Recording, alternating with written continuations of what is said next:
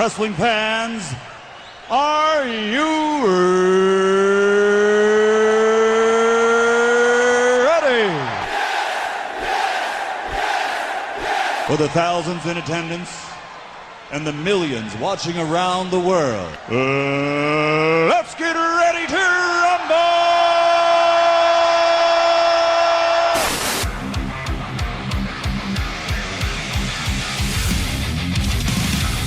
And now, please welcome at this time your hosts, Graham GSM Matthews and RJ Marceau.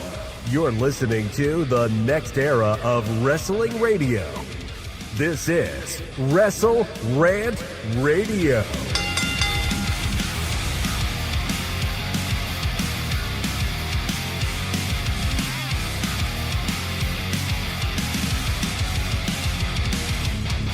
What is going on, guys? Welcome back to WrestleRant Radio, November 20th, 2025. We got a return here today.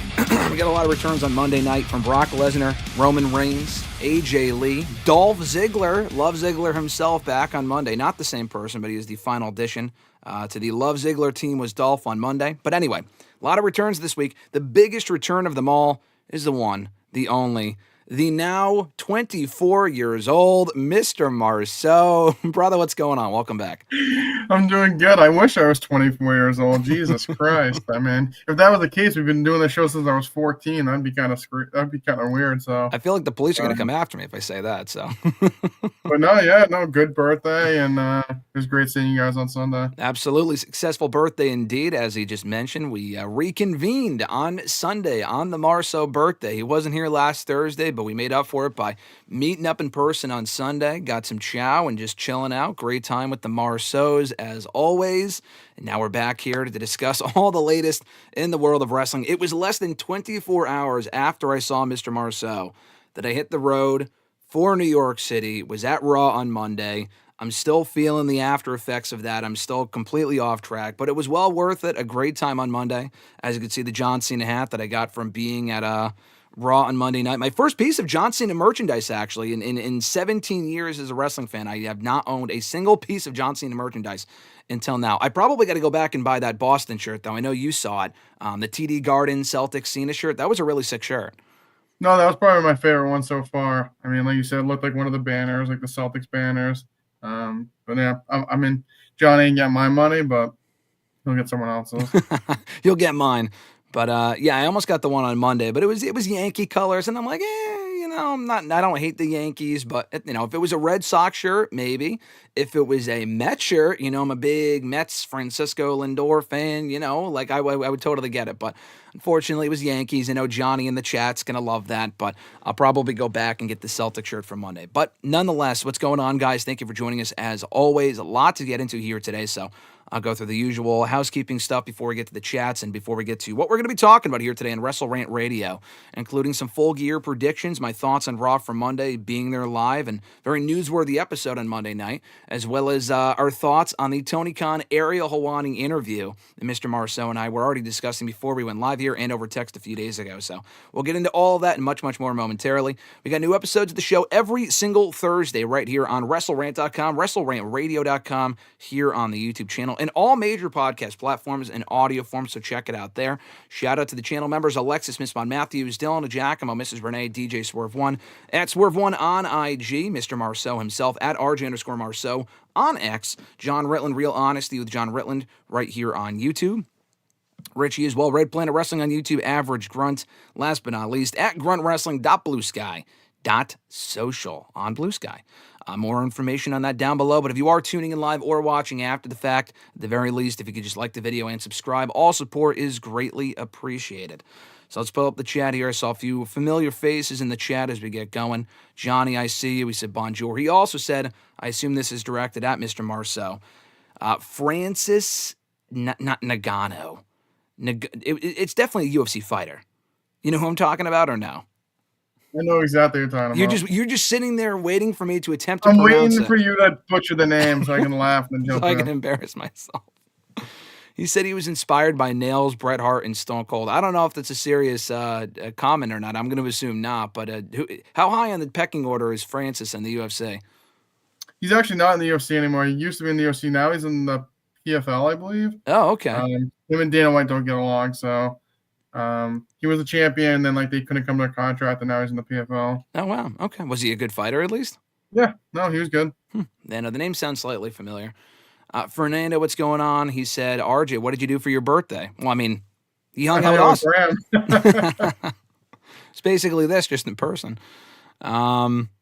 Yeah, I mean, I guess we saw you for most of the day. Did you do anything that morning or no? I had my nephew's football game, but besides that, we just hang out with you. That's what it was. And he's asking, how old are you now? I already said 24 years old. Is that a day over 25? I am 32 years young. 32 years young. We've been doing this for the last 12 years, so do the math. 12, 11 years, not 6, 7 years. No, 11. Not 6, 7 years. No. That was the talk of the town on Sunday night. Good question here from Fernando asking Mr. Marceau, what is your favorite MSG show and MSG match? I mean, my favorite MSG show is easily Survivor Series 2002. The only acceptable answer. That's, my favorite match. I feel like that's so... Yeah, it's random. It could be something on that show. I mean, WrestleMania 20 was there, and that's like the forgotten show, obviously, because of Benoit winning. Oh, yeah, right. Forgot about that. I mean, honestly, it's not even a great match, but I'm just gonna go WrestleMania 20 Kane and Undertaker, because that was the first time as a fan I saw like the original Undertaker when he came back as like the dead man. Okay. Yeah, that's a great moment. That's definitely worth mentioning. I cheated and I just said the Elimination Chamber match on said show of Survivor Series OT. Rewatched that the other day. It's such a fucking great show. Always. Don't get me started. God. And your birthday falls on the anniversary of Survivor Series 2003. One of your favorite shows. Not MSG, but still a great Survivor Series.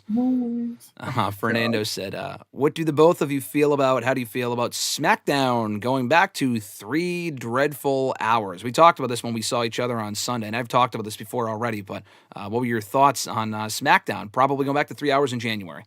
I honestly can't wait. More content, more room for people to get their name out there. I mean, we talked about it on Monday. I mean, I'm kind of joking, but a little serious. I mean, I feel like with SmackDown specifically, the show is very like fast forwardable for me. So like I'll watch it, but I guess there'll just be more to go through. But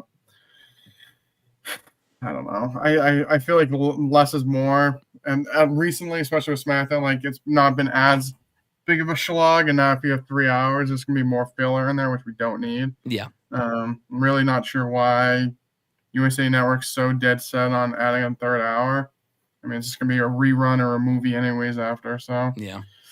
It's not great, but I guess we just got to accept it. It is what it is. Nothing I can say, nothing you can say, nothing that we can complain about will change that. At least just the two of us. I mean, hey, they were at 3 hours early. The thing is, when we already had this discussion a year ago when they announced they were going 3 hours at the beginning of 2025, we just don't know. Like, we can shit on the idea, and we had some fair criticisms, all of which probably end up being true as far as the show just not being great at 3 hours. But you don't know. Like, SmackDown, I'll give it a chance. We gave it a chance for 6 months. It sucked. I'm sorry, it sucked. Like, and I'm someone that I watch all the shows. I don't skip the shows. I will fast forward through commercials and shit. A lot of the times, especially for 3 hour shows, I never watch live. I'm sorry. I'll watch that night or the next day, but I will never watch live because I can get through it in like a fraction of the time when you skip through all the bullshit on USA Network and whatnot. So, so I'm not a fan of it going back to 3 hours. I hope it's better than the last time. They have a great roster. They need more people on that roster, a more exciting roster to fill out those 3 hours, better storylines, less of the MFTs. And I like the MFTs. I know you like the MFTs too, but I love the MFTs. It's just very basic booking. Wrestler X beats Wrestler Y, sets up a tag team match for the next week. That just doesn't work for 3 hours. So I wish them the best of luck. Johnny said, I want to see Raw become a 4 hour show next year. Absolutely fucking not. Okay. Don't even joke about that. Don't give them ideas. Fernando said, do the both of you feel, John Cena will stay retired, or will he come back for a one-off like almost everyone else has, except for Jesse Ventura? I mean, he will appear again, but will he wrestle again? I'm going to say no. What do you think? I'm going to say no as well. I feel like I take him at his word. I feel like he's He's not as old as Batista. Batista can't even wrestle now if he wanted to. He's just so fucking old. But Batista was pretty adamant that he was not wrestling again after WrestleMania 35, and that was 6 years ago. When he hasn't even appeared again. They're still trying to get him into the Hall of Fame. No, I don't think John Cena will wrestle again. And I saw what we'll get to the Tony Khan thing momentarily, but he was asked about Edge, and he wasn't asked whether he would lend them Edge or Adam Copeland, whatever, for the John Cena tournament. All he was asked by Ariel was, did WWE ask you? And Ariel said no. Not would he say no, just that if they did ask you, and he said no. And people took that to mean, oh, he could still say yes. Because Tony made a stupid comment, and nothing against Tony Khan in this respect, but he then went on to say, I mean, Edge is with us or Adam's with us for the foreseeable future. I guess they could extend it. Not talking about the contract, talking about the retirement tour. So this fed into the bullshit like, oh, they could extend the John Cena retirement tour. How the fuck would Tony Khan know that, first of all? And second of all, people latch onto this. Just like, let it go. It's not happening. We don't need John Cena versus Edge. We don't. It's going to happen at WrestleMania in Vegas, I guess. I mean, people just, they can't get this out of their heads. Wait. How about Raw and SmackDown back-to-back every week on Mondays? Are you trying to kill me? I mean, I would free up my Fridays, but that just sounds like suicide. TKO might do 2 PLEs on a Saturday and 2 on a Sunday in the same weekend. Absolutely not. Next year's Survivor Series and Royal Rumble back-to-back, then Elimination Chamber the next day. You guys are just trying to murder me. Nathaniel, what's going on? He said, hey guys, hey RJ, how do you feel about Becky Lynch losing the Women's Intercontinental Championship, and should she win it back? We'll talk about this later, but I want to get your thoughts on it now. Yeah, I mean, I didn't love it, but I mean, obviously AJ came back to help distract her with then Maxxine beating her. I guess my thing is, I guess I just don't really understand why we're going back to her and AJ again. Like, they beat them, and it's not like Becky like killed her and she came back for revenge. Like, they lost the tag team match. We haven't seen her since. Yeah. Like, there's been no mention of her. And she just randomly comes back to cost Becky the belt. Like, Maxine's, like, I get she's getting, like, this fan affair, but I think there's probably, like, 10 other women on Raw. I think I'd rather see have that IC title. If this opens up the fact that she loses the belt to, like, Roxanne or someone, fine. I guess I'll be fine with it. But I think it all circles back to what we said 3 months ago, that Lyra should have been the one to beat Becky, and you could have done Becky and AJ without the belt. You know, I completely agree with that. I mean, I might as well just mention it now, but I didn't have an issue with it. I'm not saying I was pulling for Maxxine to win, but they've actually, I mean, this is only now, I'm not speaking for long term, but they have managed to get Maxxine over in the span of like a few months here during the course of this Becky feud. And I mean, we've said this before, that is a testament to how great Becky Lynch is. And I think Maxine's improved, to give her credit. But Becky Lynch, for all the talk of Io Sky and Mercedes Moné and all these women that have had great years, and they have, Becky's got to be at the top of that list. They talked about the PWI Women's 250 last week, the top 10. Becky was not on there because they have this thing in the criteria where you have to be active you can't be inactive for 3 to 4 months. Like, you have to be active for at least 9 months or something, and Becky missed the first 3 to 4 months, so she's not on there, which is completely fucking ridiculous because she's been amazing since April. Whatever. But I like the title change. They clearly wanted the moment in MSG. And it's Maxxine Dupri. She's not the best woman on the roster by a stretch. She's probably the worst on the Raw roster, but she's also improved. She doesn't have to hold it for more than a month or two. And like you said, if they turn around and have her lose the belt to a Roxanne, who was not taking it off of Becky, I'm totally fine with that. Would I have preferred Lyra beat Becky for the belt? Yes, I would have.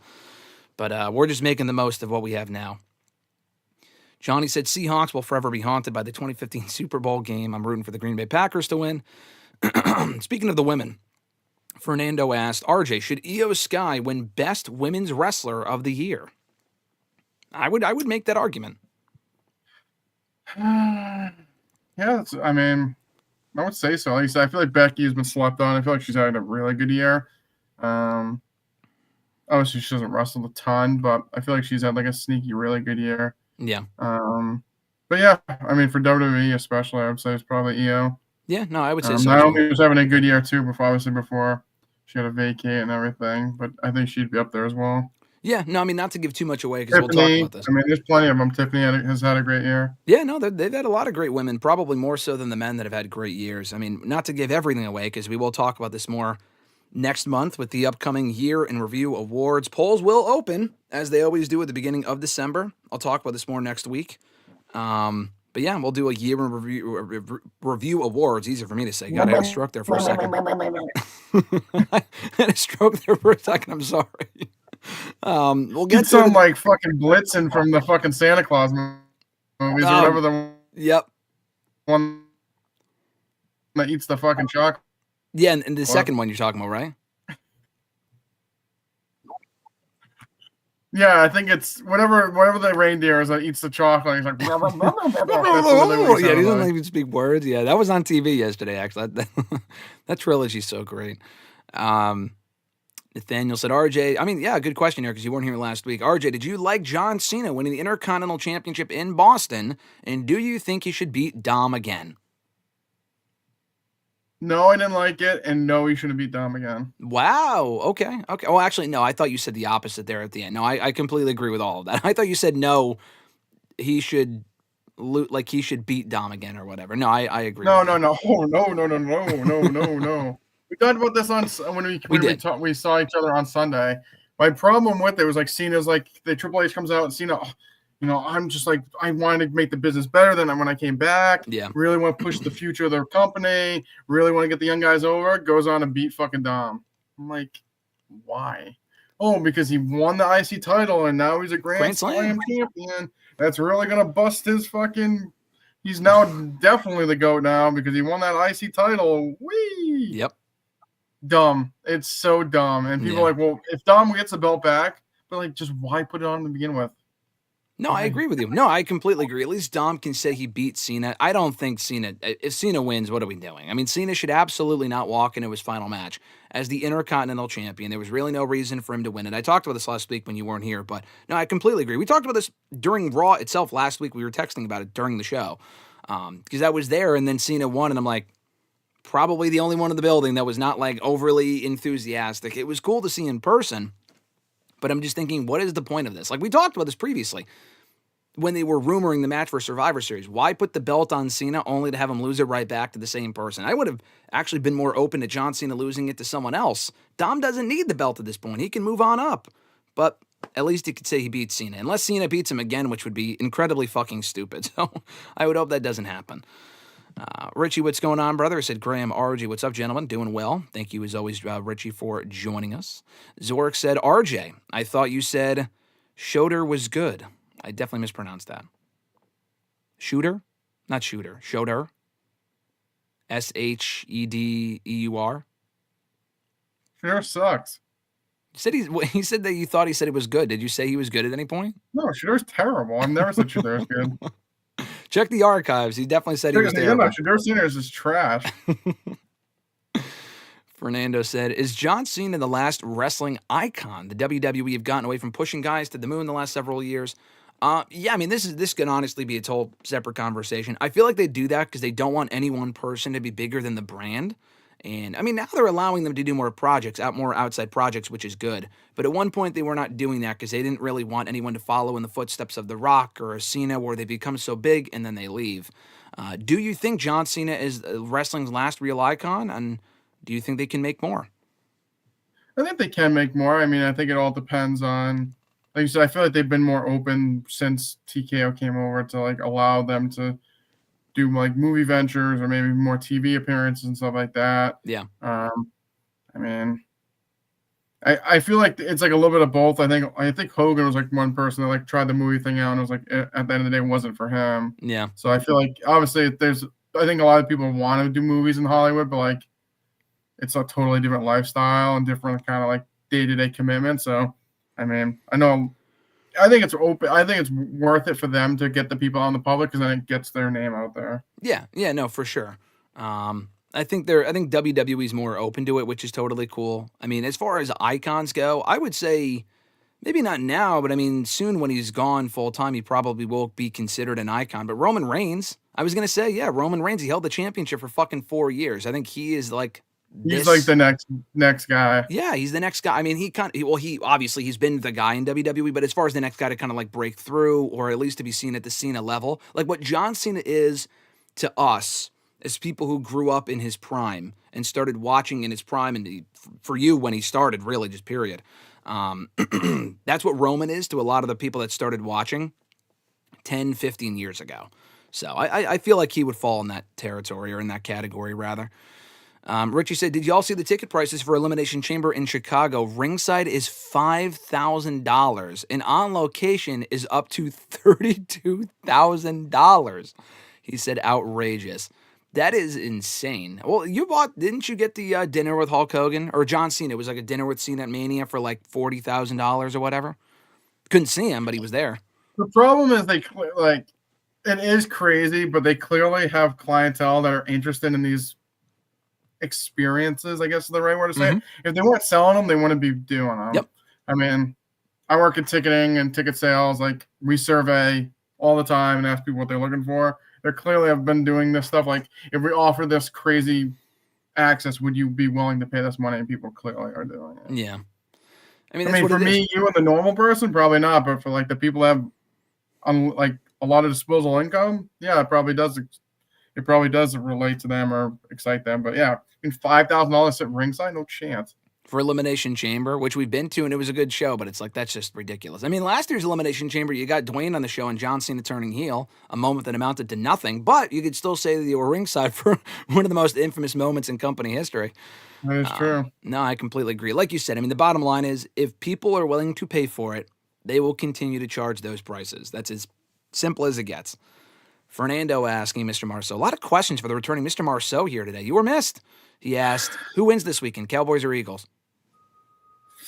I think it's a trap game, honestly. I'm gonna say Cowboys. Oh. I think it's a trap game. You know, Cowboys aren't playing too well. It's in Jerry's world. I'm gonna go upset Cowboys. Okay, how about them Cowboys? I'll go Cowboys too, for going over in that matchup. Noel, what's going on? Thanks for joining us. Johnny said Dana White actually just did an interview saying Francis got physical with him. I did see that. Yeah, I guess not too surprising based on how you described him. Millennial Noob saying good morning, Graham and RJ. How you doing? We're doing well. Thanks for asking, Noob. Great to see you here in the chat. Richie also talking about the Francis thing. He said Dana White is still trying to bury Francis to this day. He was one of the nicest men in the world. Is insane work. Is he one of the nicest men in the world? He's just unhinged or something? Like, what's the deal here? They just have like a beef. I don't know. I don't feel like I really know in depth wise, but like basically Francis wanted like a union and wanted like health insurance. And, like, he's like Jesse Ventura. He wanted like he paid like a ridiculous amount of money, and they're like, we're not doing that. Yeah. And then basically he left. Makes sense.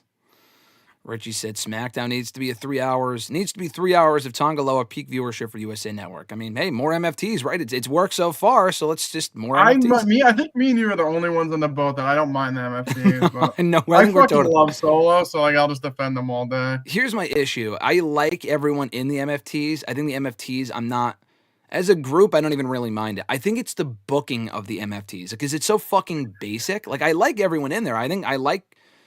This is going to sound crazy. I like Tongaloa and I like Tama Tonga. I like them as a tag team. I like the Gorillas of of Destiny.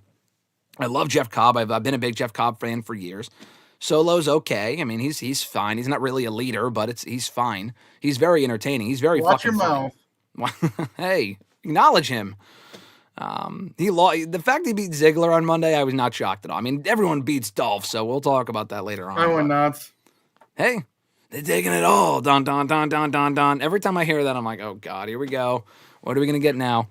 But they are. Hey, listen, they're doing a Survivor Series elimination match with them on the SmackDown before Survivor Series they announced. It's the MFTs versus... No, I'm serious. They did announce this. I know. Sami Zayn, Nakamura, Rey Fenix, and the Motor City Machine Guns. But it's not at Survivor Series. But why wouldn't they do them versus like the Wyatt Six, who they've been like feuding with? I agree, but... they've also been feuding with the other guys. They've also been attacking them. I guess the Wyatt Six they're teasing, but I guess they're going to save that for after that match, is my guess. And also, why do a Survivor Series match on SmackDown?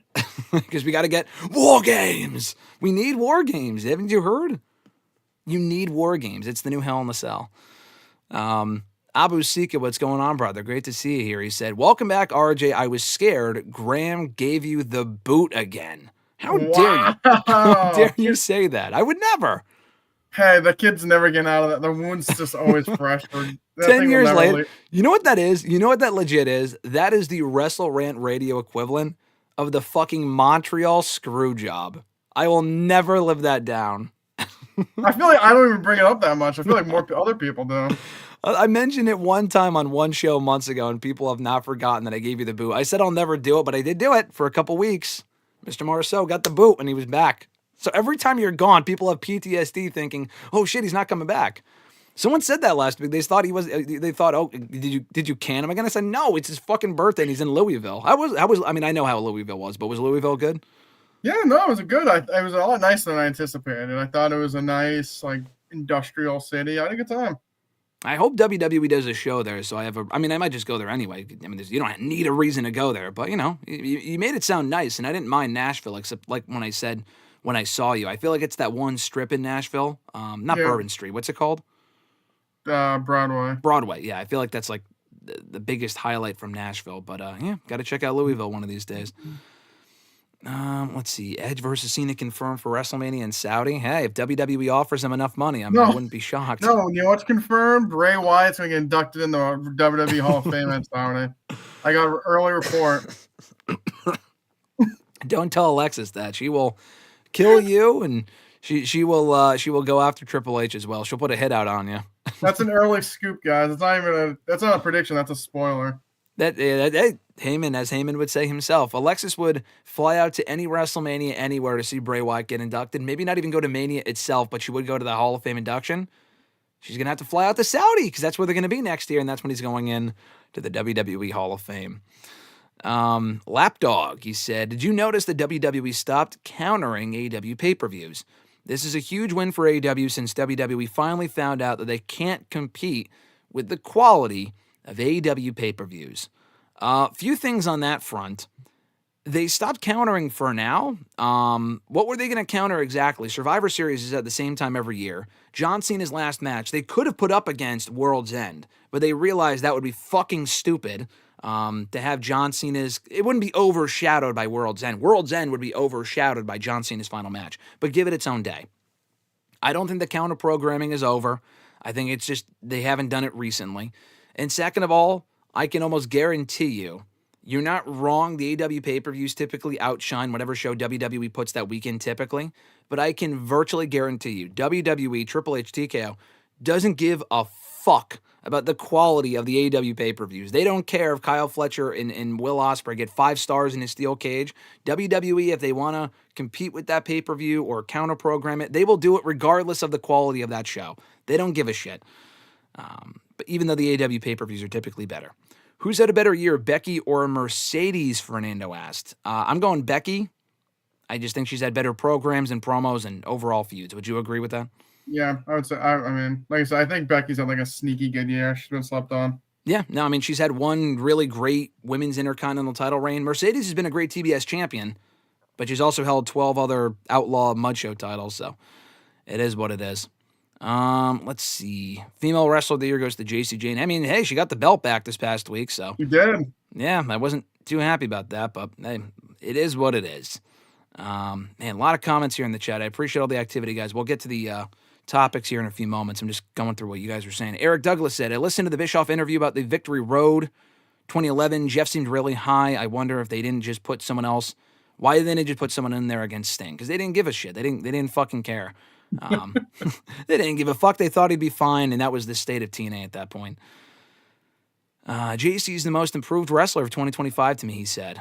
Yeah, maybe. I mean, she has improved. I still don't really care about JC Jane, but she has improved. I'll give you that. We need a list of people to confirm that one. I mean, she obviously had a pretty good year, but I still want to be like, I don't think she's like overly great. No, she's not overly great, but she's had a good year. Definitely the best year of her career, no doubt. Are we both going to Saturday night's main event for Cena's last match? No, we will not be there. Unless something changes at the last minute and Mr. Marceau, hitches a hike to DC and he surprises me with DC and he's going to send me a picture from the front row paying $10,000 for Cena's last match. I don't think we'll be there. Abu Sika said, could have sworn RJ was a huge Shooter fan. No, Shadeur is terrible. I've never once said Shadeur Sanders is good. That's you got to go check the archives. That's just not true. He's not a fan. The Squirter is here. The Squirter saying hi, GSM and RJ. Hi, the Squirter. Hope you're doing well. Who retires first, Randy Orton, AJ Styles, or Jericho? Well, fucking not. I mean, AJ Styles obviously retires first. He's retiring next year. Jericho, I guess, could, but I think it's going to be AJ Styles. Would you agree? I would say AJ. I could see that. Noel said, Graham and RJ, why is it too early to predict for 2026 Money in the Bank winners? He said he's got Dom winning for the men's. For the women's, he's got Roxanne. 2 great picks. I think you would agree with that. I got Dom for the men. For the women, I don't know, but that's a good pick, though. Roxanne's good. Yeah, I'll agree. I mean, I like both those picks, so I'll go with both of them. I like that. Yeah, I like that. Fernando asked, what year did you start watching wrestling, RJ, and which wrestler were you a huge fan of first? So I started watching in 2002, and he didn't start right when I started watching, but Rey Mysterio he's my GOAT. So he's your GOAT. Even though now you're saying his son's basically passed him by now because he's a piece of shit father. But no, Rey Mysterio is my guy.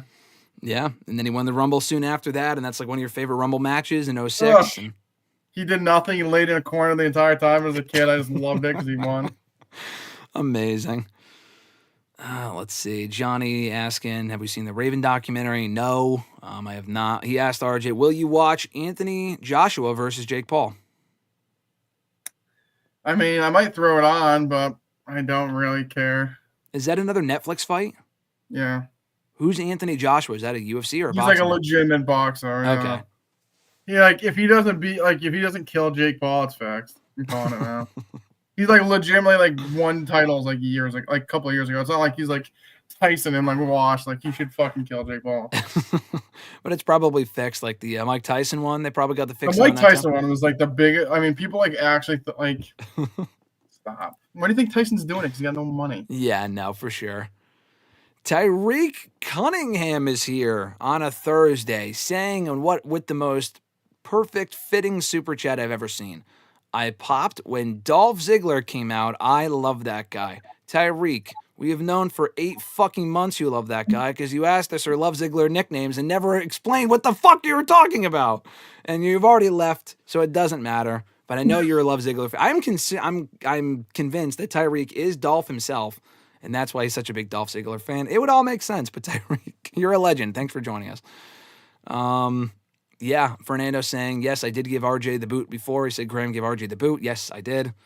We don't like to talk about that, but for some reason it keeps getting brought up, I guess, so I'll never be able to live it down. Give me Backshot Salamonster. What a goated name. I say that every time. As the face of a company, I would push Javon harder than Braun Breaker. Wow, that's interesting. I mean, I think Javon is awesome. Oh, you said yes or no? No, I would not. I would not. Braun Breaker is the guy, but Javon is fucking awesome. I said that the other day. This is what it is. Javon Evans is Rey Mysterio, while Braun Breaker's like John Cena. Yeah. I think Javon can go far, and I've said before, people have asked, do I think he could win a world title on the main roster? And I've said no, even a few months ago. I still don't know if it's likely, but honestly, based on how he's been shining in the last several matches I've seen of his in person alone, I think it's very possible he could win a world title down the road. But is he the guy? No. But Javon is still fucking awesome. That Gunther match had me, I was passed out by the end of it. I love that match on Monday.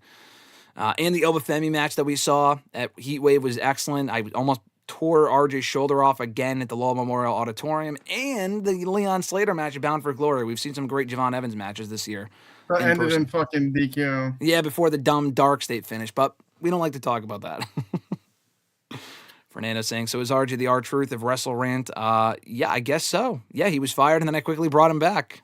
It lasted a little bit longer than R-Truth's firing, but yeah, essentially so. Do you believe the rumors that Vince McMahon and Trump will attend Cena's last match? Trump, I think, almost definitely will. And it's weird Vince to say. Will be there. Vince, too? Trump will definitely be. I think Vince, there's a good chance. I don't think they would show him on camera, though. Trump, I feel like they definitely No, he's not going to be on camera, but I guarantee you Vince is going to be there. He made John Cena. He's going to be there. Yeah, they'll probably invite him. And I also don't think Trump would be there if Vince wasn't going to be there either. They'll probably share a suite. I got my thank you, Vince, ready. No, yeah. No chance. What? He's going to come out and say, we're extending the tour till WrestleMania, and your opponent is Edge. What? That'd be so fucking dumb. Oh, God, get the bows ready. Nathaniel asking RJ, do you want to see Stephanie versus Becky at WrestleMania for the women's world title? I'm down. That'd be a good match. Either Stephanie and Becky or Stephanie and Rhea Ripley. Either. Rhea Maivia hasn't held the belt in a while. It's been a bit. I know. She's only fucking... I don't know. She's having withdrawals. It's been like 7 months. She hasn't held the championship in a while. Having withdrawals. Nathaniel started watching in the early 2000s. Noob started watching in the 2010s. Good shit. Richie said, showing the world the Love Ziggler story. A film by Tyreek Cunningham. No, seriously. Eric said, RJ, I thought Sinifico will be champ again. What the fuck is that? Must be a fighter. SIF Shevchenko? Shevchenko. Okay. She was champion. She won. Oh, she won? Yeah, she crushed fucking Whaley Zhang. Oh, okay. I guess he's asking, I'm sorry. He's asking your thoughts on her being champ again. Oh, I mean, she literally dominated her. I thought the fight itself was kind of boring, but she killed her. Give me Backshot Solomonster said, let's not forget Javon is a much taller than Braun. Is he? I don't know about that. I bet you Braun Breaker's not tall, but I'm thinking, what's his height have to do with anything? Yeah, and height does make a difference, but when you look like Braun Breaker, like the guy's fucking huge. I mean, Javon's much smaller. I mean, he might have to put some more muscle mass on, but the guy's amazing as it is. But anyway, he said Braun Breaker's great, but I think he's behind Javon, Oba, and Fatu as dudes I would build around. I know WWE won't see it that way though. I agree with everyone that you said to build around, but I don't know how you don't include Braun Breaker in that mix. I mean, he's already proven he's great. He can talk. He's over. He's got the family lineage. He can work. I mean, I don't know why he wouldn't be in that mix. Who was the other one you said? You said Fatu, Oba? And yeah, Oba, Fatu, and Javon. Yeah. I mean, Oba and Braun are basically the same age. Fatu's 5 years older, and then obviously Javon's a lot younger. Yeah. I mean, like I said, I like Oba a lot too. So Oba's a star. I feel like you should. I mean, them, Dominic, Dom too. Yeah. There's some other guys that can build around, but like those Trick, I feel like depending on they figure him out. But yeah. No, I think they have plenty of people. Yeah. And on the women's side, you have Rhea Ripley, Stephanie. The women, you could just pull the list out. Yeah, Roxanne. A lot of great choices there.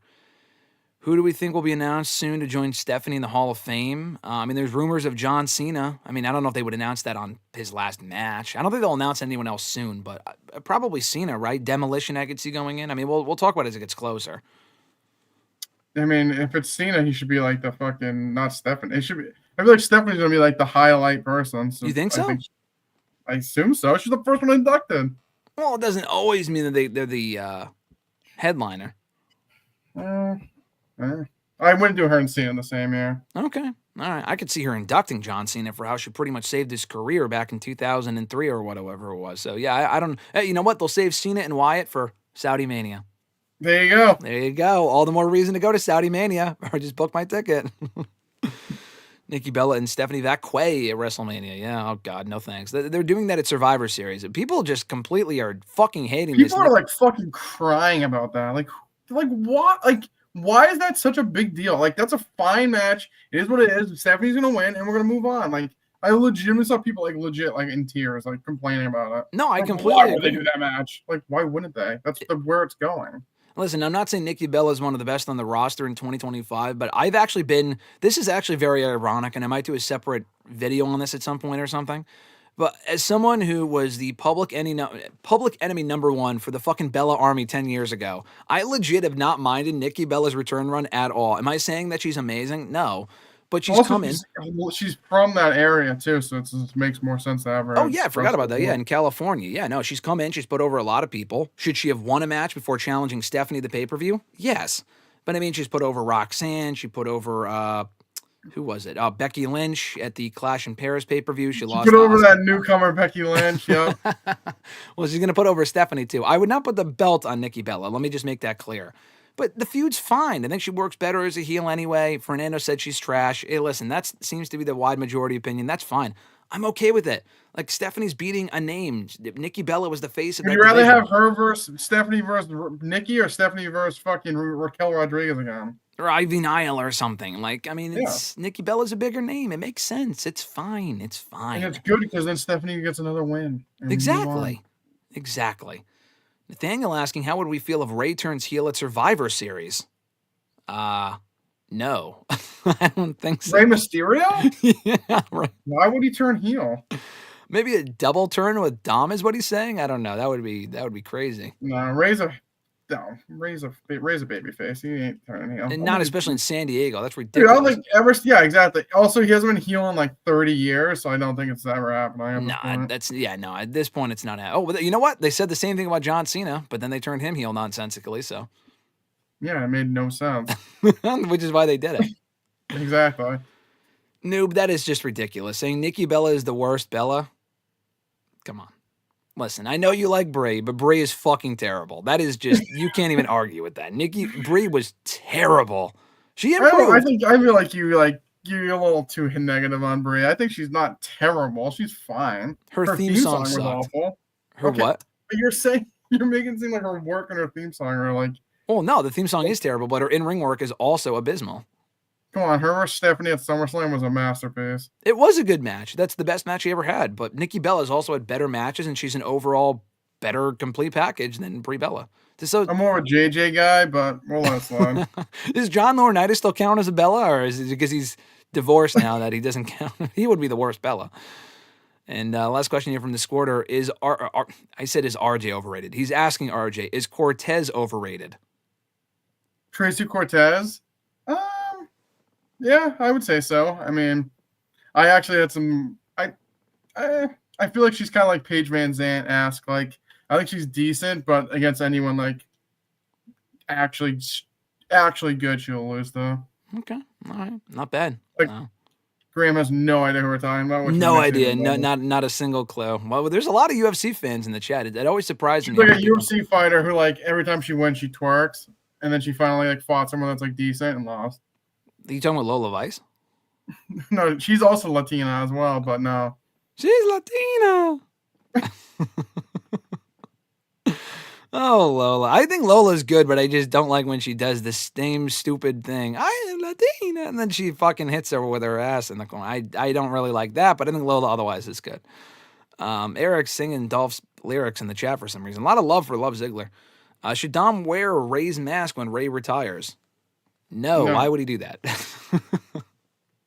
No, why would you bet? I mean, Dom's already had no mask. I hate when he wears the mask and takes it off walking out, let alone wearing it permanently. Yeah, no, I wouldn't do that.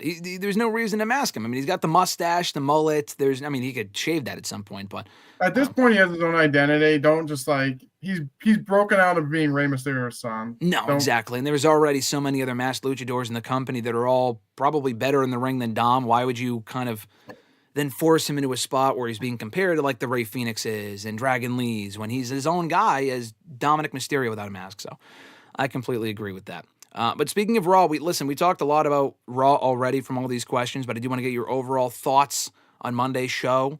Maybe not breaking down scene by scene here, but just as someone who was there, I am a bit biased, but I thought the show was excellent. And quite honestly, I think it was the best Raw all year.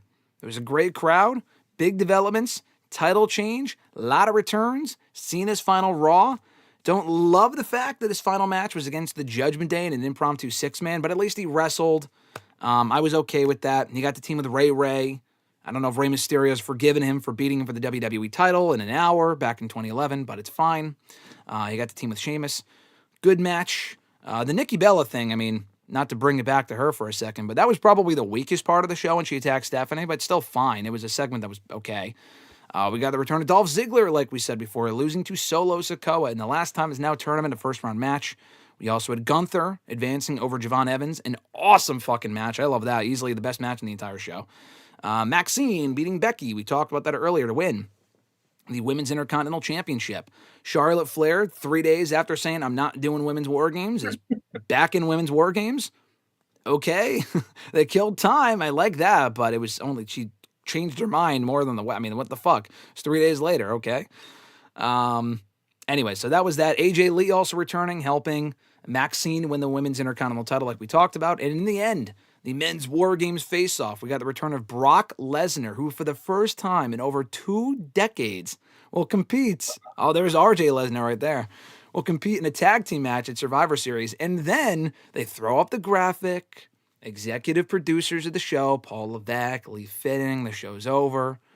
Triple H has been doing this since the NXT days. I mean, I know this because he did this when Kevin Owens turned on Sami Zayn, and when the lower third graphic went up, someone that I know, that I might be talking to right now on the show, turned off the show. And he goes, yeah, Sami Zayn won the title. I'm like, yeah, but did you not see what happened afterward? He goes, yeah, no, the show ended. I'm like, it didn't.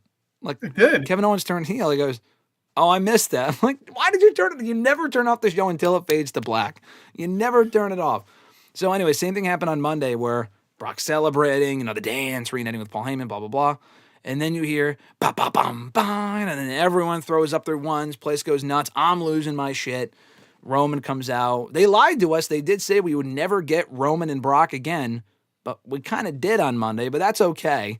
They interacted, which was cool, and we got our men's WarGames set in stone. It will be Cody Rhodes, for some reason, involved in this match, but it's a star-studded match, so who cares? Cody Rhodes, CM Punk, Jimmy and Jey Uso, and Roman Reigns taking on the Vision's, I guess Logan Paul's in the Vision now. They kind of made it seem like that on Monday, but whatever. Logan Paul, Braun Breaker, Bronson Reed, Drew McIntyre. Well, I don't know why he wouldn't have issues with Paul Heyman after Paul Heyman kind of cost him the Universal Championship a few years ago, but again, whatever, we look past that. Drew and Brock Lesnar. So that is your team of 5. No Austin Theory. Thank God. And listen, this is coming from someone who likes Austin Theory. We're 2 big Austin Theory marks. The guy's a fucking loser. It would have made 0 sense. At least Brock, there's some history there among everyone else in the match. Love the segment. Love the show.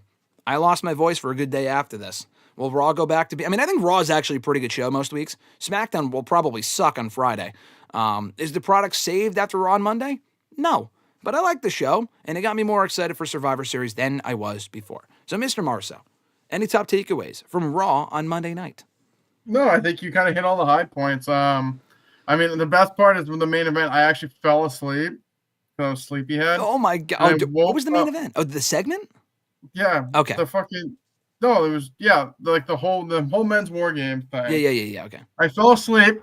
I literally wake up and I sit up in bed and it's literally Roman coming out to attack Brock and I was fucking going crazy. That's amazing.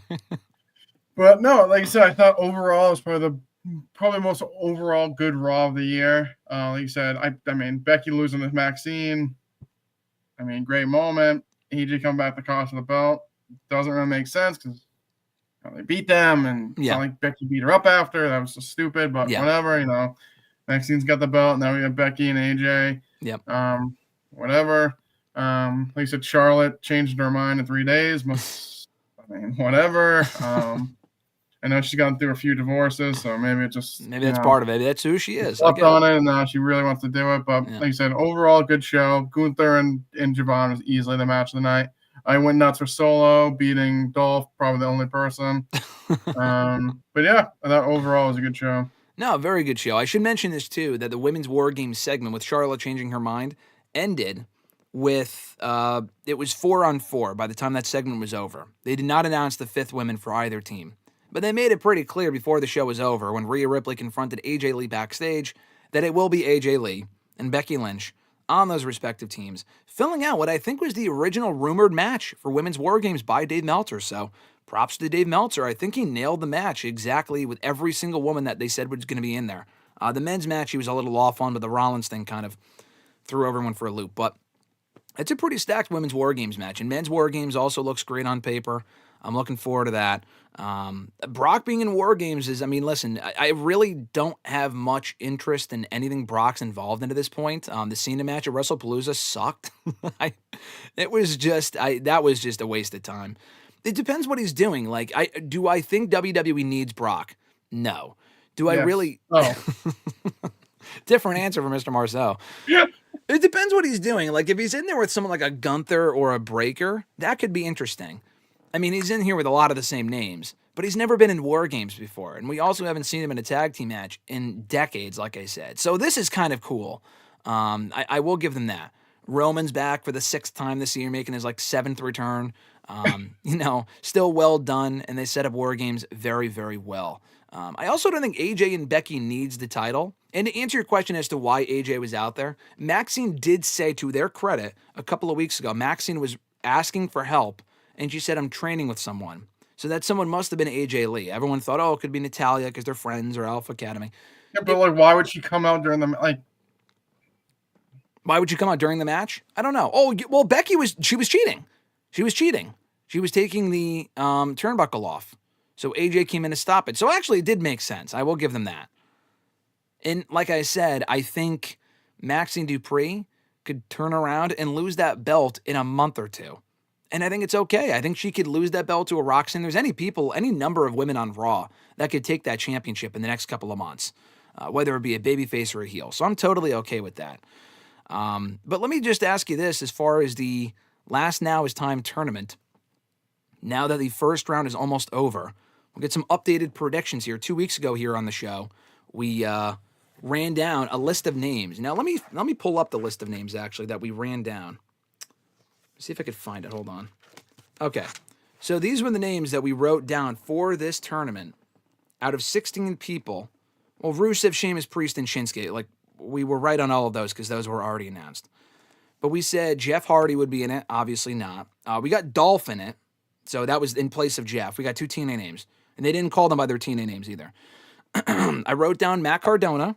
We did say he would be in it. We were right on that one. Miz, Mello, Solo, we were all right on. We either said Balor or Knight. They're both in it. We did say Dominic and Ray would be in it. They're not. But Balor or Knight we got. Gunther we got. Javon we got. We said Ethan Page, not in it, unfortunately. And Wade Barrett was not in it either. But we got most of them right. I said we would probably get most of them wrong. We actually did pretty well. I'll give ourselves credit for that. But based on what we saw on Monday, with who advanced in the tournament and whatnot, we have Solo advancing. We have Gunther advancing. They announced on Monday that the winners of those matches, Solo's going to face the winner of Finn Balor and Penta. So who do you think? That's a quarterfinal match. We have Solo versus Balor or Penta. So I guess let's start with the SmackDown matches. The first round wraps up on Friday. Who wins the remainder of the first round matches? We have Balor versus Penta, and we have Bronson Reed versus Carmelo Hayes. So give me your picks for those matches. I mean, I think Reed has to win, right? Yeah. I don't know. I'll go with. I mean, the problem is they're both fucking heels. Well, Carmelo is a babyface basically now, I would say. I'll go with Hayes and Penta. I know. I was going to say Hayes because I think that. So the winner of that match faces Solo. I'll go Hayes and. No, the winner faces Gunther. Gunther faces either Penta or Finn, right? Nope. Really? Wikipedia says Gunther versus Carmelo Hayes or Bronson Reed, it says. Gunther versus Hayes or Reed, it says. For Gunther? Yes. Yeah. I must have misspoke because that's what I thought too. Okay. So Gunther... Yeah, no, I'm sorry. That's what I thought. I don't know why I wrote down differently. Hayes and Penta. Hayes and Penta. I got Hayes and Penta. So that would mean we get Penta and... Who? Solo. And I think Penta would win that. And then Gunther's gonna win the whole thing, so. Yeah. So it would come down on that side of the bracket to Gunther and Penta, and Gunther would beat Penta, correct? Yeah. Okay. Yes. So on the other side of the bracket, we have LA Knight, Jey Uso, Sheamus, Rusev. Who else? I mentioned LA Knight, not The Miz. Who else is in the tournament? Jey Uso. Those are the people that are in it. So Rusev and Sheamus and Jey and LA Knight have to face each other. Okay. So who do you think would win in those respective matches? Well, I don't know who's facing each other, but I'm assuming it'll probably come down to Sheamus. I'll say Sheamus and LA Knight. Okay. Now, that's what I was thinking too. I was thinking Sheamus would advance all the way to the finals because, we've seen him and Gunther before, but Gunther would have to beat him again for a 4th time. So I'm going to say LA Knight. I don't think any one of these guys is winning except for Gunther. We've said this before. Gunther's winning regardless. Gunther is winning regardless, but what do you think the finals is? Gunther and Sheamus or Gunther and Knight? Gunther and Knight. Okay. he would. I feel like if Sheamus faced him, he'd just look like an idiot if he lost again. But that doesn't mean anything. No, it doesn't mean anything. Yeah, I mean, Knight will lose again too. He always loses whenever it matters most. Let's give him the big win up until the finals. He will lose there as well. Now, we are not getting the finals. I will make this clear at Survivor Series because the pay-per-view is next Saturday. They're not doing the match on that show because we're not even through the first round. So if we do the first round matches on Friday, they'll start the quarterfinals next week. Next week is the last week before Survivor Series. We could get the semifinals at Survivor Series. They could maybe do the finals at Survivor Series too. You don't think they'll even do the semifinals at Survivor Series? Really? I think they could. I mean, they only have 3 matches announced for WarGames so far. I think that would make sense. 4. What's the 4th match? They have the 2 WarGames, Stephanie and Nikki and Dominic and Cena. Never mind. I forgot about Dominic and Cena. I forgot about that match. So I guess that would bring the total match card up to 6, but they only had 4 matches last year. Yeah, I guess they would have to do the 2 semifinal matches on Raw and then the finals maybe the week before Saturday night's main event. That seems a little last minute, but yeah, I guess so. Damn. Okay, yeah, I suppose. Speaking of Cena and Dom, I asked you this already, but do you think Dom gets the belt back from Cena? He has to, all right? He has to. He has to. We'll talk about Survivor Series predictions next week, but I'm glad they're doing that. Cena should not walk into his last match with the championship. I feel like that would be a waste. Can we see WWE giving Brock Lesnar a farewell tour? I don't think so. Brock doesn't show up often enough to do a farewell tour, so probably not. I don't think so. Yeah, I don't think so. I think he'll just disappear, and that's like the end of him. Or just to have a last match. Noob said, yeah, Reed has no chance against Gunther at all. I don't even think Reed faces Gunther. I think it's Carmelo Hayes, like RJ said. I think Reed might lose. Not clean. I feel like either like Cody would get involved. Someone from WarGames will cost Reed the match on Friday. Nathaniel's got Penta winning on that side, and all. He also has Dom beating Cena. I agree with that. So now, Mr. Marceau, I want to ask you about this. Ariel Helwani spoke to Tony Khan this past week on the Ariel Helwani show. For only the second time, they previously spoke back in 2022 over Zoom for one of the most infamous interviews in recent wrestling history because almost nothing Tony Khan asked was answered. Now, this was in the wake of the whole Brawl Out situation, a lot of talent that wasn't on the show, a lot of issues that were going on behind the scenes in AEW at that point. Tony Khan answered almost nothing. But he was actually in studio this time, which made for a much more enjoyable conversation.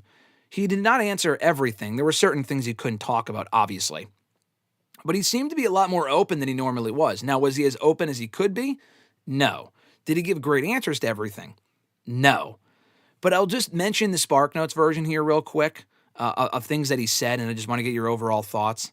He mentioned the Darby Allin thing when Ariel asked, do you think he goes too far? He said, the only time I thought he went too far was at Revolution 2024, the glass panel spot, which was stupid. But he has definitely gone as far, if not a little bit as far since then, and I guess Tony Khan was okay with it. He said he has full trust in his performers. He's okay with it. He thinks it makes sense. And in every situation other than that one, it made sense to do. Can't say I agree with that, but again, we'll go back to it. So he did say that. Ariel asked if he thinks the WWE counter-programming was intentional.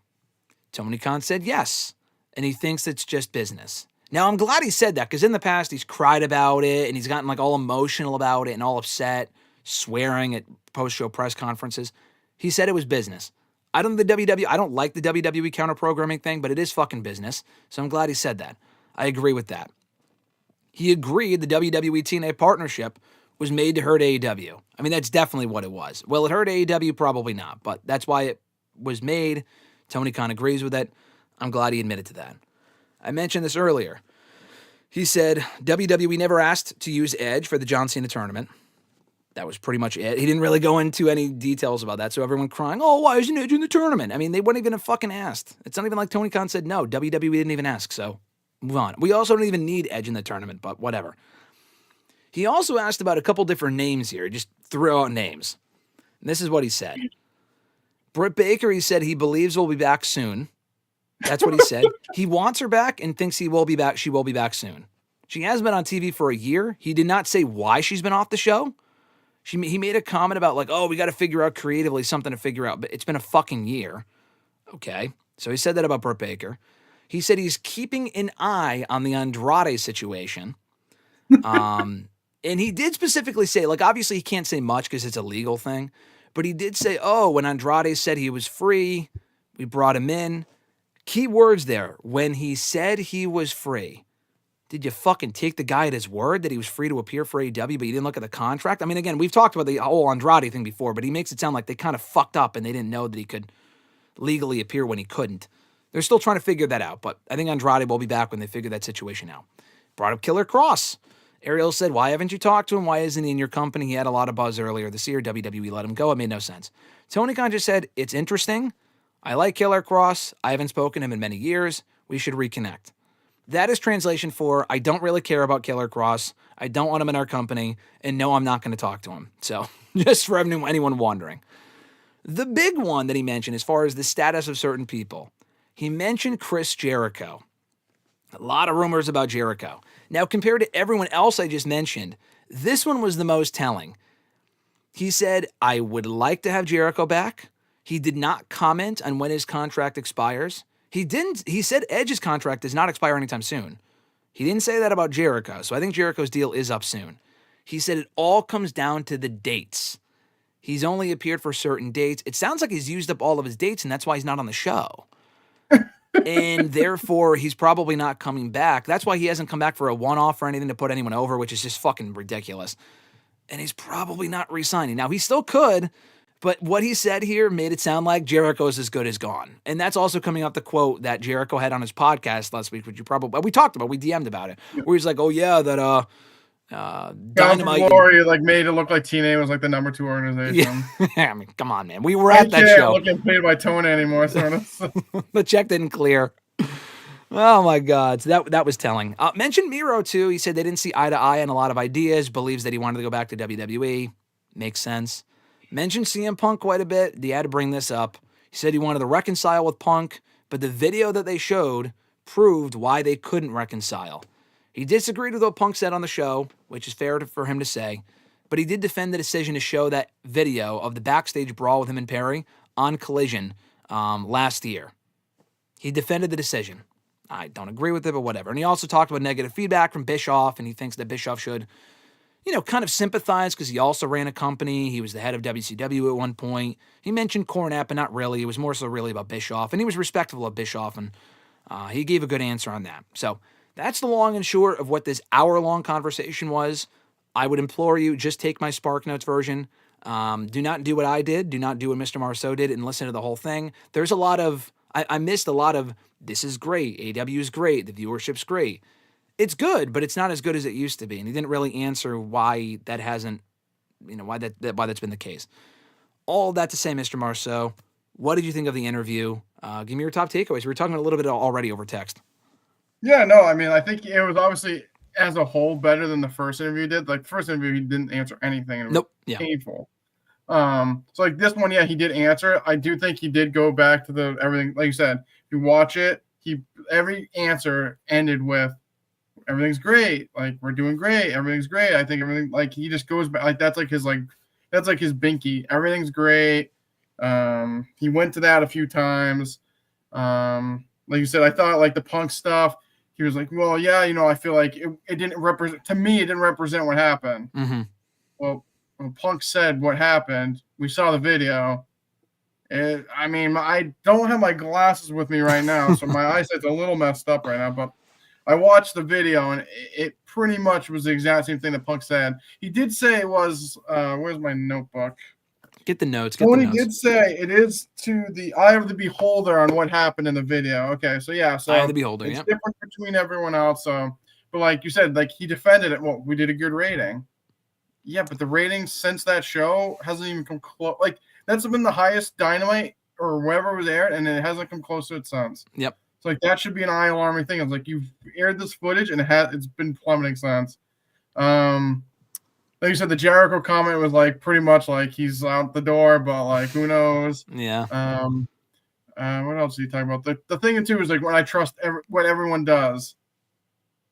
I mean, yeah, you need to be a boss, dude. Like you can't just say he basically saying like everything everyone says is like, well, everything is great, I guess.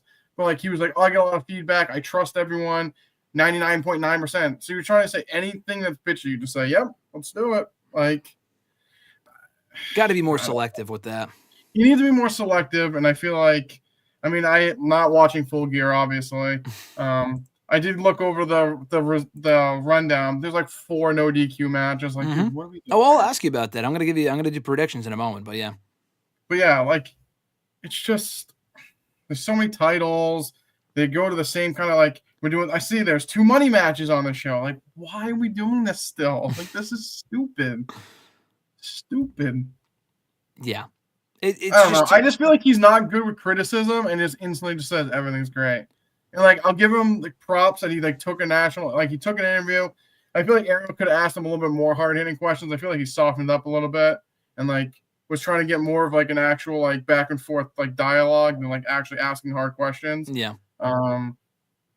But I mean, like you said, it was definitely better than the first one. But the first one, like he asked like hard hitting questions, and he just melted down. Oh no, that first interview was terrible. I don't know. It was more so on Tony than it was Ariel, but Ariel also was a bit aggressive with someone like the follow ups.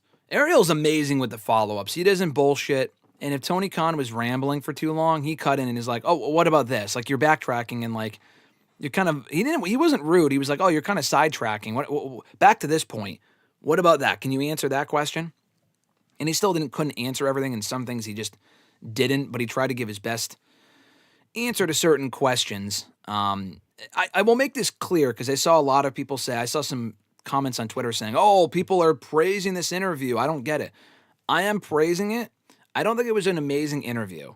If you compare that to most interviews, it really was not that good. I mean, it was a good interview, but like, he just rambles on for too long about like, oh yeah, back in 2019 when Mox was going to give Jericho the car and this, like the shit we don't care about. Like, what the fuck are you talking about this? It's like a filibuster. Like no one gives a shit. You're just killing time here. But as a Tony Khan interview, it was an amazing Tony Khan interview. I think it might be the best Tony Khan interview I've ever seen. That's like saying you're the nicest guy in prison. Like, okay. Well, I was going to say it's an extremely low bar. It's a very low bar. The amount of people that were like, "This is the greatest interview I've ever heard," I'm like, "Come on!" Like, no, I thought it might have been Lapdog I saw on Twitter saying, "Like this is the greatest thing ever." Lapdog is still here. Yeah, no, I did not love the interview. It was a bit of a. I was wondering, like, because I watched the live stream when you told me about it. I didn't watch it after it wrapped up. I watched it after the fact, but the video was still live. So when a video is live on YouTube, you can't tell how much is left. You can.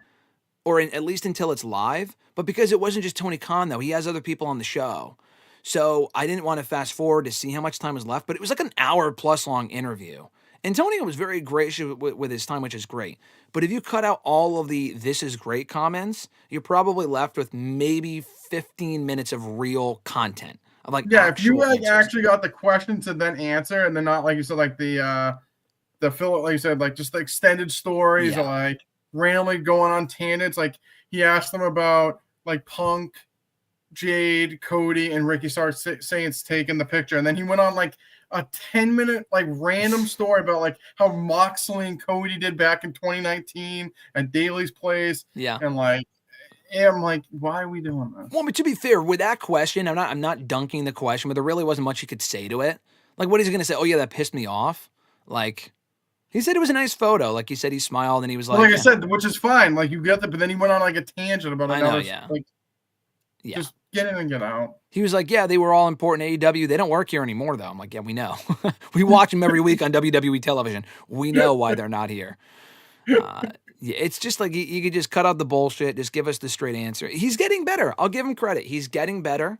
Ariel didn't really necessarily criticize the company or criticize the ratings, which he probably should have, because there's hard facts to support, like the attendance is lower year over year. And he did bring it up, and then Tony kind of just defended it, but he didn't he just said like he just said like, oh, like the attendance has been down and viewership's been down. Like, what do you say to that? And then he just everything is great. But the locker room is great, though. The locker room is great. I'm glad, Tony, listen, I'm glad that the locker room is great, but the viewership, like, how do you plan to make that better in 2026? Just give me it's like a political thing. It's like a fucking presidential debate.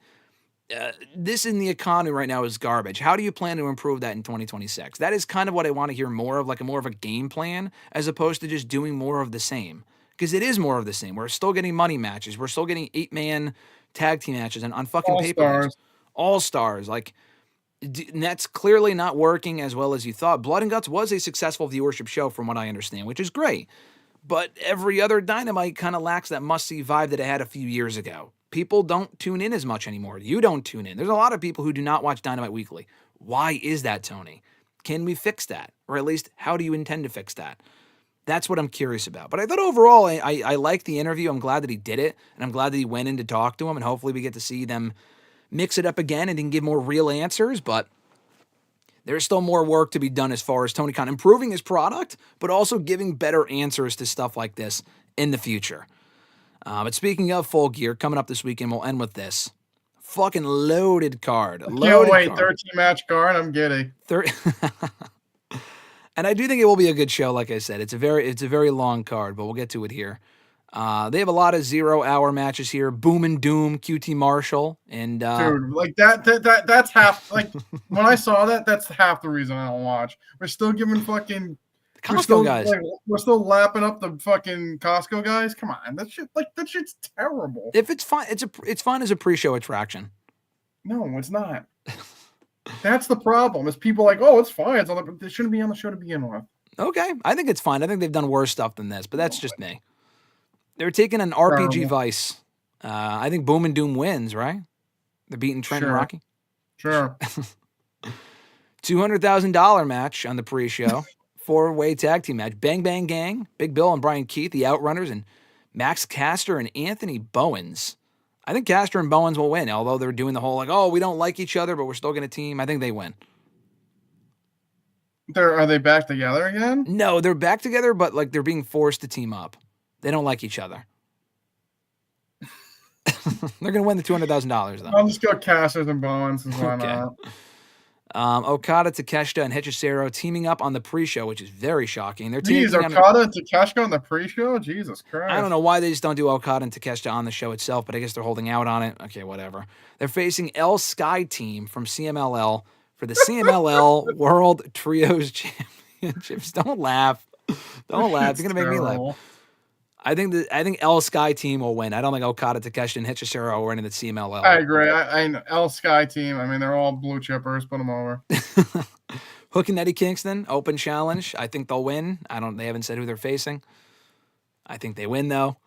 We don't know who they're facing. But on the actual card, we have Babes of Wrath, Sisters of Sin, Timeless, Love Bombs, and Megan Bayne and Marina Shafir in a 4-way match with the winners of this match choosing the stipulation for their semifinal match in the AEW Women's World Tag Team Title Tournament.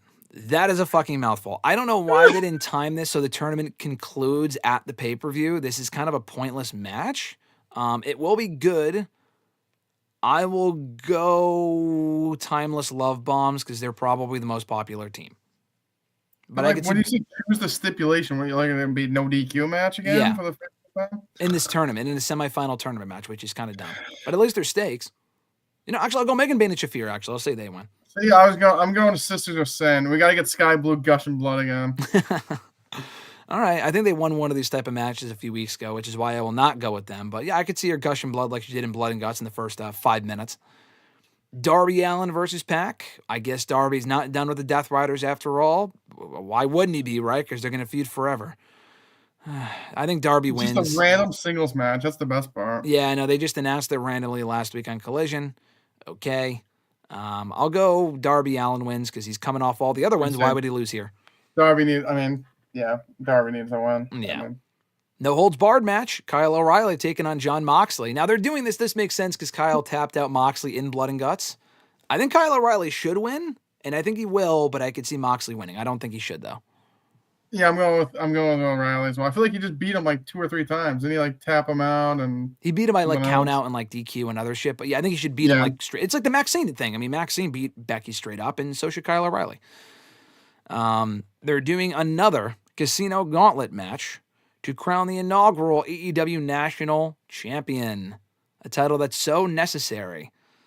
They had matches last night to determine the number 1 and number 2 spots that were won by Bobby Lashley and Shelton Benjamin. So the Hurt Syndicate's kicking off the match. We'll see if they actually face each other or if they team up. But what I was going to say was Bobby beat Ricochet in the match to crown the number 1 spot. He beat him last night on Dynamite in 3 fucking minutes. he completely squashed Ricochet. So any heat that Ricochet had, I mean, I guess he still has it, but he came across like a fucking loser last night, which is why I think he's probably going to win this match. So I have Ricochet becoming the inaugural AEW National Champion. We don't know who else is in the match, so you just got to give me some random name that you think might win the title. I honestly was looking at, they had 5 people. They had Kevin Knight, Spitball, Ricochet, Shelley, and Bobby. I was literally going to say Ricochet. Okay, we'll go Ricochet, even though he lost in 3 minutes last night. If the money match from earlier wasn't enough for you, never fear, we have another one on the show. $1 million on the line with Kenny Omega and Jurassic Express taking on the Young Bucks and Josh Alexander. This shit is so fucking stupid. The Bucks, I think, are going back babyface, so I think Omega and Jurassic Express win. I don't know why $1 million has to be on the line, though. You got to win that $1 million. I think they'll win the $1 million. I think Kenny Omega's team will win the $1 million, and then they'll share with the Has Bucks. Josh Alexander won a match since he's been in AEW? Not many of them. No important matches, anyway. Okay. Just asking. I think we're getting Omega and Alexander at World's End, which he will probably also lose, but... Why? He hasn't won a fucking match. That means dick. I can't answer that question. I don't know. Do you got Omega in Jurassic Express or the Heels? Yeah. All right. Bro Dito, FTR, AEW World Tag Team titles. I think FTR is going to take the titles here because I think they're going to want to have them feud with Cope and Christian when they come back. So I'll go with FTR taking the titles here. What do you think? We can go with FDR as well. All right. I think I could see Cope and Christian returning right afterward. Kyle Fletcher and Mark Briscoe, they are doing again. They've done this match 6 times in the last year. They are doing it for a 6th time on Saturday. I think the match will be great, but you don't do this match unless Mark Briscoe wins. He lost last month. He's not fucking losing again. I think Mark Briscoe wins the TNT title. Would you agree? Well, I guess. I mean, I really want him to lose so he can join the Don Callis family with God, me. no. I forgot about that. He can be the 16th member. So, yeah, I'm going to go Briscoe. I'm honestly kind of surprised. Like you said, I feel like I'm surprised they're going to take the belt off Fletcher, but yeah. Yeah, I mean, I feel like Mark Briscoe's like they could have capitalized like 2 or 3 years ago when Jay passed away and kind of let that slide. I guess now we're going to get a Mark Briscoe push now, but him winning's better than him joining the Don Callis family. So I'm still waiting for my Don Callis family jacket because I'm a member. You're a member. We're all members, right? Yep. No, I got mine the other day. It's downstairs. I can't go grab it, but I got my jacket. I'm in the picture. They updated it. Yeah. No, I replaced Andrade, right? Oh, I think I lost Mr. Marceau. Hold on. Mr. Marceau, were you still there? You froze on me. Give me a second. Oh, wait. I can see you. Can you hear me? Oh, wait. Hold on. Hold on. We got technical difficulties here. I can still see you, but I think it's frozen. Give me a sec. All right. Give me 1 sec, guys. We're still live here. Oh, add to stage. There you go. I see you. Can you hear me now? I froze. No, you're good. All right, give me 1 sec. I have to you will see the mic and my camera stop for a moment. They will not, but just give me 1 sec. All right. Cool. All right. You can still hear me? I can hear you. Okay. All right. Yeah, we're good. Yeah, no, I think they could have capitalized on Mark a little quicker. He was the Ring of Honor World Champion a few years ago, but yeah, I think he'll win here. I think it'll be a nice moment. I like Mark. So Kyle Fletcher, I'm also surprised they're taking the title off of him soon, but it should be a good match. Speaking of belts, Mercedes got a ton of them. She might win her next one on Saturday. I think it would be her 14th or 15th. Can't have enough. For the AEW Women's World Championship, the belt collector coming after Chris Statlander. Do we get a new champion here, Mr. Marceau? What are we thinking? I mean, she lost to Tony last time, so I think she has to win, right? It's a lose-lose. We've talked about this, but fucking Mercedes has got to lose. And if she loses, why is she getting the shot? And if Chris Statlander beats her, then why are we getting the match? I think Chris should beat her, but is Mercedes really going to lose twice in 1 year with the AEW Women's World title on the line? I don't think so. I think Mercedes is going to win. If she loses, then she's like... The problem is if she loses again, it basically makes her seem like she's second rate. She can collect all these other belts. Yeah. Which are useless to begin with. Yeah. But then when she goes to the top title, she then loses twice. AKA, she's a... what's the word for it? Here. Check B+ player. B+ player, exactly. If she loses, like I said, any normal person would be like, okay, she's not that good then. These belts must not mean anything because she lost to Toni Storm and now she lost to Chris Statlander. She can't win the Women's World Championship. In the span of only a few months as well, so. Yeah, no, I would agree with that. I still think Chris should win because I don't want another belt in Mercedes, especially while she's still the TBS champion of over a year and a half. She should probably lose that fucking belt first before getting another one, but it doesn't make Mercedes look like quite the star if she loses again with the world title on the line in the span of only a few months. So I'm going to go Mercedes here. I say that begrudgingly. I do not want her to win, but I think we're in agreement that Mercedes is probably walking out with that title on Saturday. And last match here, steel cage match, which I don't know why the fuck we're doing a steel cage match 2 weeks after doing Blood and Guts, but whatever. Steel cage main event between Adam Page and Samoa Joe for the AEW World Championship, running it back from WrestleDream. Pretty, cut and dry here. I think Adam Page retains, but I do think the match will be good. Would you agree with that? Yeah, I think Hangman retains. I think I saw a thing, it was like, I saw it on Twitter, I obviously wasn't watching. They're basically saying like the steel cage, they keep out like Shibata and Powerhouse Hobbs. Yeah, Hobbs, yeah. So, I mean, I guess, but like I said, they just did WarGames. We have 2 other no DQ matches on this card. Why are we doing a steel cage? But yeah. I agree with that. No, I agree with that. I also think it's a case of, that does make sense from a storyline standpoint. Like, we're going to do the cage to keep out Hobbs and Shibata. But the problem is, when has a steel cage match ever in any fucking company kept out anyone? And how many times have we said it actually essentially invites interference? It doesn't discourage interference. It actually welcomes interference. It does. And I feel like that's going to happen on Saturdays. Also, last bonus question. Do we see MJF return afterward and set up a match with him and Page? I think so. Yeah, hopefully, yeah. For World's End, and hopefully he's next in line for a shot at that World Championship. All right, guys, we'll wind down here now. Nathaniel gave his predictions. He's got Okada's team winning, Darby, O'Reilly, Lashley, Jurassic Express, FTR, and Mark Briscoe, and Chris Statlander retaining. And Noob said Stats winning too. You guys are more hopeful than we are. I don't see that happening. Like I said, the problem is if she loses, like I said, the problem is the lose. Realistically, based on her gimmick, she should win because she's all these other belts. So in theory, a casual person who's also not watching would be like, oh my God, she must be great because she has all these belts. But like if she loses again, like what's the point? The problem is there's no point for her to lose. But realistically, she shouldn't be beating Statlander. Yeah. So lose. It literally is a lose. Yeah, it's very much a lose. I don't like that they're doing the match. I do think the match will be great, but I would not do it at this current juncture of Mercedes is still the TBS champion. And there's no one lined up to dethrone her either. She's just beaten everybody. And there's no one there to beat her, which is kind of ridiculous. Chris Faplander, though, last question here from Chris Faplander. They said, Graham RJ, did you guys see Strowman's eating show popped a higher rating than Dynamite and NXT? I did not see that, actually. I saw one episode of it. Have you seen like Diners, Drives, and Dives? I know of the show.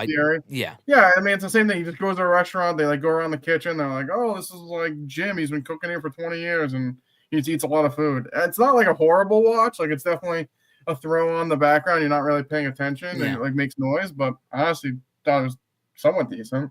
My only issue with it is that I don't really want to watch it after 2 hours of SmackDown, but wait till it's 3 hours of SmackDown. I know 4 hours of WWE related content. But no, I'll probably have to check it out. People have asked me about it. I have not seen it, but that is funny that it popped a higher rating than Dynamite and NXT. It doesn't overly surprise me. But no, I have not seen the show, but that's good that you have nice things to say about it. Chris Faplander also asking as we wind down here, RJ, have you ever considered doing a UFC-centric pod? It's an interesting question. I have not. Interesting. I mean, I would be a terrible co-host because I almost know nothing. I'd have to do my research. But if you find someone, all the guys. What do you mean? What'd you say? I know all the guys. Everyone. I know all the guys and all the girls. I know PFL. I know everyone there.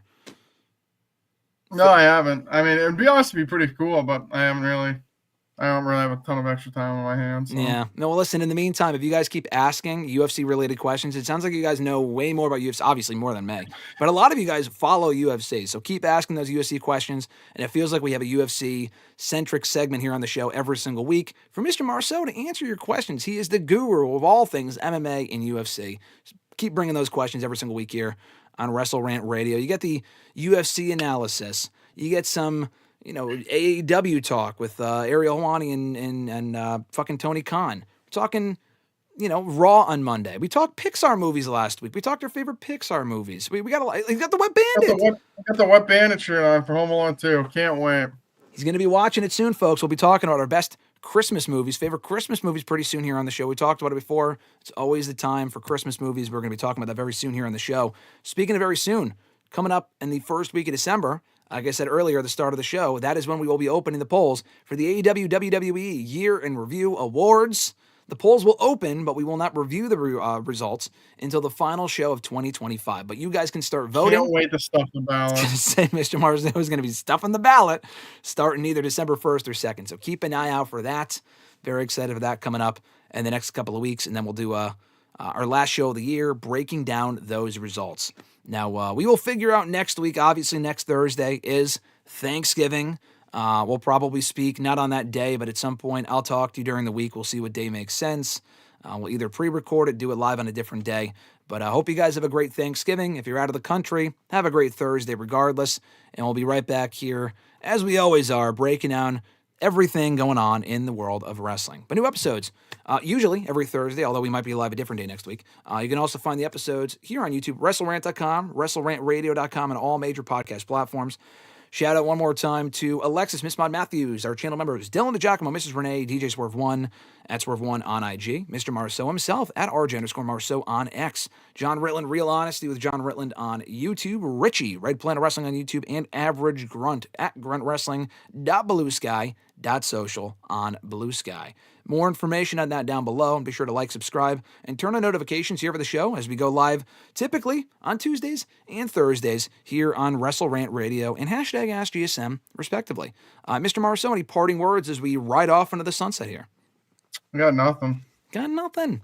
Well, Mr. Marceau, like I said, we will speak next week, I'm sure, at some point, whether it be before or after Thanksgiving. But enjoy your Thanksgiving. Enjoy the weekend. Wicked comes out this weekend, so go see Wicked. Go next week. Go next week. Go next week? All right. Let me know how it is. Until next time, folks, have an awesome one. We'll catch your ass down the road. Peace. Join Graham, GSM Matthews, and RJ Marceau every Thursday as they run down their weekly wrestling rants, offer expert analysis, host exclusive interviews, and more. Subscribe today on all your favorite podcast platforms and never miss an episode of WrestleRant Radio.